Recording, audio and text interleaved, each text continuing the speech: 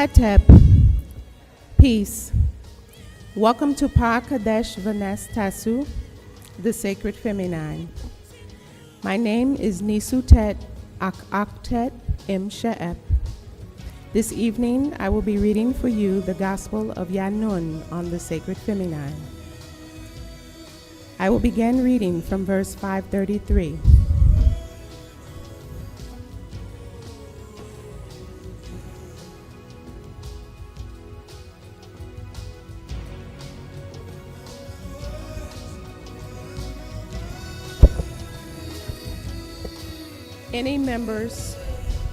Any member or members of the family or ethnic race of the divine rules as a breaker, it affects the whole ethnic race.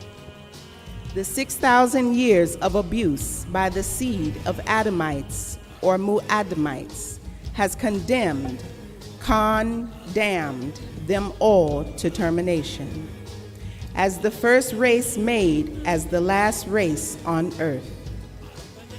What is seen is as the genes weaken, so does the stable mind and mentality regress back to a very primitive state of mind. The mind of take by force. This is inherited by crossbreeding with canine, simian, porcine, and the result intended to make a more physically stronger, robust worker resulted in a destructive, violent, carnivorous human beast, the Gabaru or Mugbaru, Enoshites of Adam's seed. They now are on the timeline of elimination. Because they did wrong to other races, so Mother Nature is at work wherever they live to wipe them out of the surface of this planet. This is you. This you see, the use of unused mind that you have become self-destructive. And nature is leading them on to move them by weather's changes. They will resist, seek to hide underground in bunkers, which are caves, yet that will not work for them. Mother Nature, the feminine of nine mind, will seek them out. Their way of life, their thinking, their ego, and their abuse of self and others says they must be removed. He's a disease to world peace and harmony. This is the findings of the overseers. This conclusion was finally come to in the year 2000 AD. After a 6,000-year witchcraft ritual by the Femi Six of the Adamites of his son Seth's son, Enos, Luke chapter 3, verse 38. His daughters had sexual intercourse with Igigi, cherubim, a group of extraterrestrials who was assigned to watch. Genesis 3:24. Daniel 4:17, 4:13, 4:23. Them 200 of the 300 came down from their Kadab-at crafts and decided to rape the females. They saw they had sexual skills. This can be found in Genesis 6:2. They were fair-skinned, ruddy females. And they gave birth to Gabaru, Mugbaru, demigods. Genesis 6:4-5. This offspring of masculines as well as feminines were unlike their mothers, the Enoshites. Over many years and many offspring, they separated from the other Adamite tribes and kindred, Genesis 5:1. And to give them up and to give them an up on others, the Igigi, who became Nephalu, Nephilims. This can be found in Genesis 6:4, or Munfalu, ones cast down to stay on earth. Revelations 12:8 through 12. Also 18, verse 2. And protect their new offspring can be found in Genesis 3:24. They taught the females makshaf, witchcraft, and Wiccanism. This can be found in Exodus 22:18, as well as Deuteronomy 18:10, Samuel 1:28, 3 through 13. Isaiah 47:9 through 12. The art of white magic, forms of enchantments, and the casting of spells on others to rule their minds. This can be found in Enoch 1:9 through 5 through 14. Also 1 Enoch 7 through 10 through 14. Jubilee 5:1 through 3. All forms of incantations and sorceries. These mukshafu, witches, practices these arts of crafts of white magic and cast a spell of sleep called kingu to rule, to have dominion over Genesis 1:28, Revelations 13:2. Yet this power was not to last forever, for over time and with mixing with others of flesh, the powers giving them would fade. Their overlords would always judge over them as they started to live by the desire of the flesh. This can be found in Genesis 6:3. To protect themselves, the great mother goddess of woman made their physical bodies to line up with the four movements of the lunar cycles. And when women began to live close together, all of their systems would line up as well, such as their cycles. And they have the power to shapeshift, to attract their males to copulate, to give birth to more masculine, to protect the feminine of the tribe. To this day, when women live close in a dwelling, their cycles line up, which affects their moods and emotional state of mind. And Pa Nagaru Feminine founded the secret order of Hathor and the arts of black magic to create talisman rituals with the Netharu, who would come to earth every 60 to 70 days when Orion and Sirius, this can be found in Job 9:9, was above. And had the priests build the secret temple of Hathor for their rituals, chants, dances, songs to seduce the men, to control them by their sexual powers, their beauties, their skills of seduction, the order of the feline, and its ways of tayyub, done well. Not all or every female was chosen. It depended on her birth sign and her physical attributes, which was noticed by the priestess, who would then approach at the age when they began to ovulate and menstruate. She was, if accepted, taught the art of the women. Everything needed to know of and about the feminine. She knew and lived by the stars of the Dendera star map. These females was chosen from only 4 Dendera signs, based on their date and time of birth and their mother and father. The Kakasu of Greece and Rome called them oracles in their tongue, munmasu, those who were mediums and communed with the deities and consulted the stones.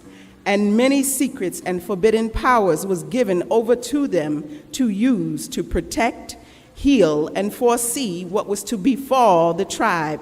That said, this gospel is a guidance for Nuwaupians to remember when they were great and ruled their own minds to restore her powers. And both males and females, young and old, consulted Pa Munmasu, the ones who pray. The sisterhood was forced underground when invaders took over our land in Kemet, Egypt, and others also stopped practicing when Atlantis sank under the waters here in the West. So the rites and rituals were recorded on crystal tablets of color called stones, or kept in the heads of the chosen until these days when the spell of sleep is ended and they began to wake, so that the Master Yanun can give them back their keys. I, Pa Nabab Yanun, Amun Nabab Reye Aakhakhtat, 3 times great as Jahutwi, will pass on their secrets to a select 12 before I depart to activate the rituals once again. It is not for pretenders or fakers. They are our sacred rites to reach your ancestors, your overseers, both females and males. It is something you devote your entire life to. What you eat, drink, how you bathe, dress, how you take care of your body head to toe. It is not a game or plaything for the insane or those women who want to be what they are not by birth. It's a birthright, and not all born under the 4 signs are by nature Munmas'u, mistress of the black cat. Just as not all of the Kakasu females are Mukshaf'u, mistress of the white dog. Black magic versus white magic, and they have been keeping and practicing white magic for 6,000 years, while you, Pa Nagaru, have lost your sacred arts and joined onto their religions that put you under their spell of ignorance. I, Nabab Yanun, know many of you are thinking, why does he not tell us the 4 signs? And some think they already know. I repeat this. This is nothing to play with. You are only fooling your own self with that kind of thinking. When the time is right, I will confer the rights of the 12 chosen to pass on to the upcoming generations who have not defiled their bodies by lust or drugs or bad foods, of so many other things of the world of white magic. The first chosen 12 will not be perfect ladies or virgins, for they will be chosen to learn the rights to pass on to the next generation of felines. This is the gospel of the sacred feminine, which I pass on to you to know yourselves and all others. And there will be 12 males. I will also pass on to them the knowledge of the priesthood of Amun, and will be the first true 24 who know since ancient Kemet, Egypt. Yet this is a record for the sacred feminine, Pavanastasu, the feminine, those females, women, ladies, and the many faces of the female in life affect her and others. There is the devoted woman and the not devoted woman. There is the loyal woman and the not loyal woman. There is the silent woman and the woman who talks much too much. Both these miss much in life. There is the overkind woman and the woman who is not kind at all. Both these miss much in life. There is the independent woman and the overdependent. Both these miss much in life. There is the woman who stays in the home too much, and there is the woman who stays outside of the home much too much. Both of them miss much in life. Some females try to live by their beauty. This does not last. Some females live by their body shape. This will not last. Some females try to live by their promiscuous sex life. This results in short-term joy, long-term suffering, abuse, disease, and even death. Some females have children when they're much too young, and some females have children when they're much too old. Both of these affects the health and mental state of the child, as well as their own lives. Some women help their man, while some women only help themselves to that their man accumulates. The first is wise, the second only fools herself. Some females grow up too fast, while some women never grow up. Both, they live their life of confusion.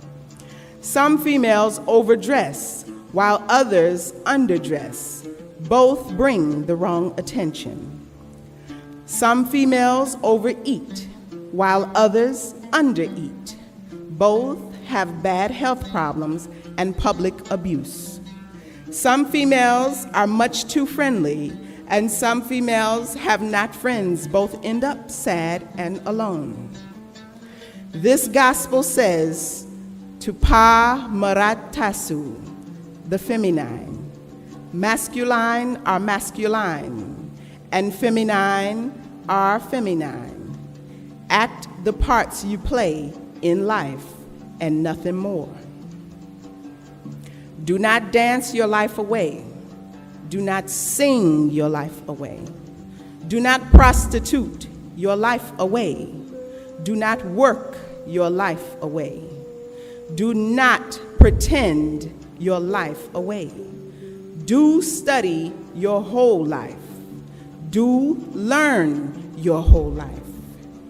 Think before you act, and act as if you are thinking. The end results depends on you. Life is not about playing and fun. Your body is a holy temple. Your mind is the deity of that holy temple. Your soul is the emotions of that holy temple. Your spirit is the life of that holy temple. And masculine was born to worship that holy temple. What I, Nabab Yanun, mean is one thing. What you think I meant is another. Please be careful. Her, he. In her, H-E-R, you have he. In she, S-H-E, you have she and he. In lady, L-A-D-Y, you have lad, L-A-D. Woe, man, you have man. Woman, male, female. Girl. Fee, men, ein, feminine. There is no men without woman. And my beloved daughters of planet Earth, who are Nuwaupians, I, Nabab Yanun, did not overlook these claims. Female from the Romans' tongue, Latin, which became all dialects of Spanish, female.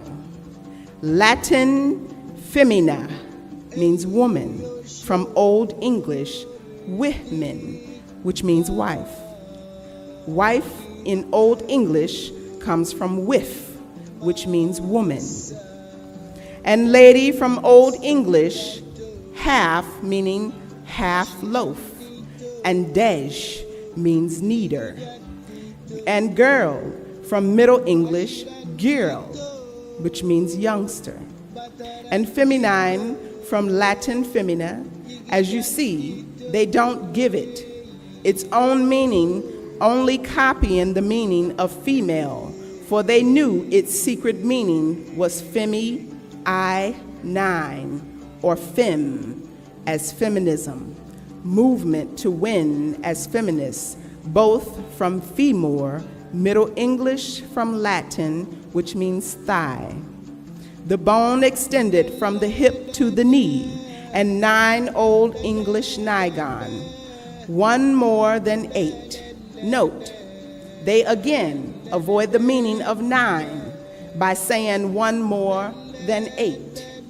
9 from Germanic word means no.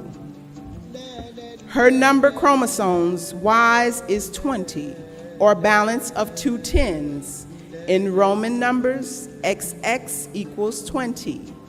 20 in Old English is twinginten, from twiga, meaning twice, as in X once, X twice, or XX.